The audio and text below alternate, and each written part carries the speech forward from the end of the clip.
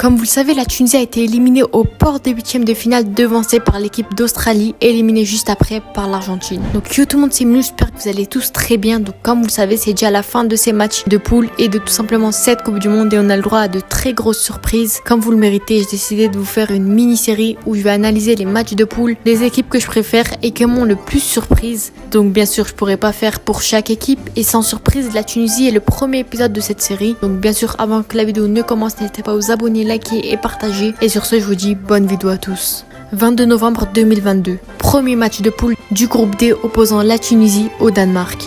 Le Danemark partait favori, qui avait fait de très belles performances en Ligue des Nations jusque-là. Du côté de la Tunisie, seulement avec des matchs amicaux et 2 victoires et une défaite. Bien entendu, l'objectif de ces deux équipes était de gagner ce match pour bien débuter cette Coupe du Monde. Mais comme vous le savez, après une très belle performance de nos Tunisiens, le match s'est conclu sur un match nul 0-0. Les Tunisiens, ils n'ont rien lâché et savaient que ce match allait être compliqué. L'Aidouni a bien entendu fini homme du match et c'est mérité pour notre milieu qui a fait un très beau match. Les Tunisiens, ils ont réussi à avoir de très belles occasions, notamment avec ce 1v1 raté de Djebali contre un Schmeichel en forme et malheureusement le but en hors-jeu flagrant de Djebali aussi qui a d'ailleurs été auteur d'une belle performance. Mais on a eu une grosse frayeur à la 70e minute quand le ballon touche notre poteau. On avait beaucoup plus d'occasions qu'eux et qu'on avait beaucoup de ballons gâchés. Et en fin de match, comme vous le savez, il y aurait dû avoir un penalty en faveur de la Tunisie, mais l'arbitre n'a fait comme s'il n'y avait rien. Donc en conclusion, les Tunisiens ont fait une très belle lancée dans cette Coupe du Monde. Les fans de foot s'attendaient à une victoire danoise, mais on n'a rien lâché et heureusement, c'est avec une aide de nos supporters et l'envie de nos joueurs qu'on a réussi à faire un assez bon score et c'est un bon début pour ce mondial. Le plus important, tout de même, ça reste le bon résultat de l'équipe. Je suis très heureux du match qui a été fourni et j'espère qu'on va pouvoir continuer contre l'Australie. Le soir même, la France gagne haut la main 4-1 contre l'Australie, notre futur adversaire. Un peu moins d'une semaine plus tard, c'est la deuxième journée de ces poules et la Tunisie n'a d'autre choix que de gagner ce match contre l'Australie. L'Australie, contrainte d'une élimination après leur défaite, est plus que motivée à gagner ce match, mais la Tunisie ne va bien entendu rien lâcher.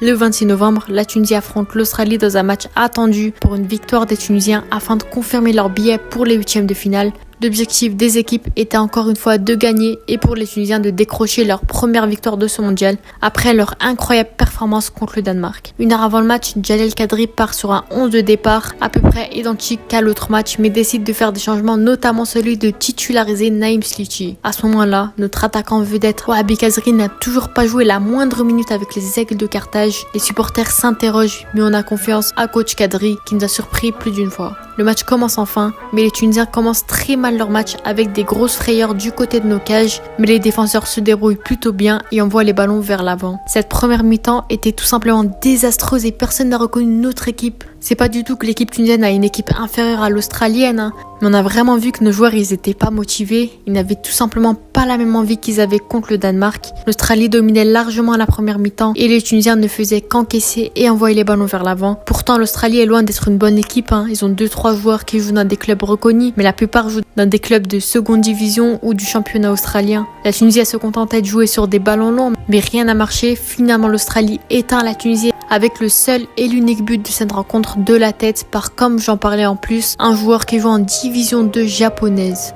En fin de première période, il y a 2 grosses occasions qui s'offrent en faveur des Tunisiens, mais manque de peau, il les rate et conclut la mi-temps toujours avec 1-0 pour l'Australie. Il a fallu attendre la deuxième mi-temps, principalement les 30 dernières minutes pour que les Tunisiens se réveillent enfin et créent 2 occasions qui pouvaient finir en but, mais malheureusement, on avait une très bonne défense australienne en face. Le monde entier est surpris, les Tunisiens perdent leur deuxième match devant plus de 50 000 spectateurs présents au stade. Les Tunisiens sont déçus et certains songent même à rentrer au pays avant même de regarder le dernier match qui les oppose à l'équipe de France. À ce moment-là, tout le monde se pose des questions, mais tout le monde a une question en commun. La Tunisie réussira-t-elle à se qualifier pour les huitièmes de finale? Leur dernier match les oppose à la France et à ce moment-là, la Tunisie n'a qu'un seul petit point et est dernier du groupe D derrière le Danemark. La Tunisie n'a qu'une solution pour se qualifier, gagner contre la France avec au moins 1 ou 2 buts d'écart et que le Danemark gagne contre l'Australie avec maximum 1 but d'écart.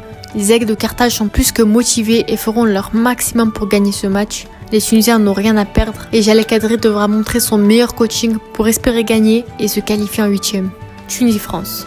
Dernier match de poule, la qualification est toujours possible et les Tunisiens le savent. C'est la victoire ou rien. Il faudra bien sûr compter sur les Danois pour se qualifier. L'équipe de France part bien entendu favorite dans ce match et avec grande surprise, Didier Deschamps décide donc d'aligner un 11 tout simplement improbable avec par exemple Camavinga latéral gauche à la place de Théo Hernandez pour le laisser au repos et Guendouzi en tant qu'ailier droit.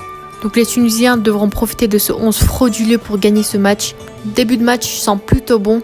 Avec une grosse possession des Tunisiens, ils créent de grosses occasions offensives, mais malheureusement avec un Konaté très bon en face. Les Français sont très peu dangereux et il n'y a seulement que Kolo Muani qui est dangereux, mais on peut compter sans problème sur nos défenseurs Talbi, Meriah et Gandry. Nos joueurs y gèrent le match jusqu'à la mi-temps. Et à ce moment-là, Kadri explique à ses joueurs que c'est largement faisable. Regardez, tout le peuple tunisien est présent au stade et vous soutiennent de chez eux, vous devez le faire pour eux. Peu de temps après la reprise du match, on a le droit à un super but de Wabi Kazri qui marque pour son dernier match avec la Tunisie contre Steve Mandanda. Les Tunisiens sont alors relancés mais leur espoir n'a duré que 2 minutes avant que les Australiens n'ouvrent le score face à un Danemark très décevant dans cette Coupe du Monde. Les Danois doivent absolument égaliser, mais les Tunisiens ne lâchent rien, continuent d'attaquer, ayant peur de perdre ce match.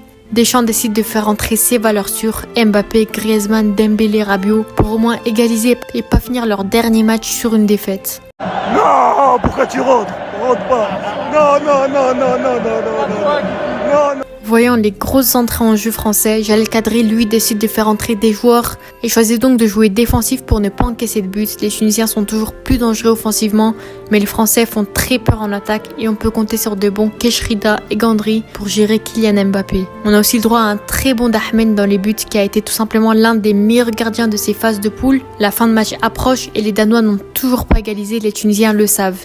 Ils ne seront pas qualifiés, mais au moins cette victoire sera pour le peuple et tout simplement pour l'honneur de gagner les derniers champions du monde. Malheureusement, 10 secondes avant la fin de match, Antoine Griezmann égalise et les Tunisiens sont alors dépités après tous ces efforts et l'arbitre siffle la fin du match. Mais soudainement, l'arbitre reçoit un message de la VAR et décide finalement de refuser le but après la fin du match. La Tunisie est donc déclarée vainqueur de ce match. La Tunisie gagne alors le premier match de cette Coupe du Monde. C'est incroyable cet exploit collectif. Malgré leur élimination, la Tunisie repart la tête haute. Bon, même s'il y a un petit seum au fond, mais on a gagné l'équipe de France et personne n'y croyait. L'équipe de France a porté plainte après le but refusé et la FIFA a refusé de leur réaccorder ce but. Alors la Tunisie est officiellement gagnante de ce match. La Tunisie n'avait alors jamais gagné contre l'équipe de France, c'est juste incroyable. Donc la Coupe du Monde se termine déjà et la Tunisie repart avec 3 points et finit 3e de ce classement derrière l'Australie. La Tunisie a vraiment offert du beau jeu durant cette Coupe du Monde. La prochaine Coupe du Monde se déroulera en 2026. La Tunisie a aujourd'hui un long chemin devant elle, notamment avec la CAN qui se déroulera en 2023. Ils ont vraiment leur chance, une très bonne équipe, donc pourquoi pas la gagner.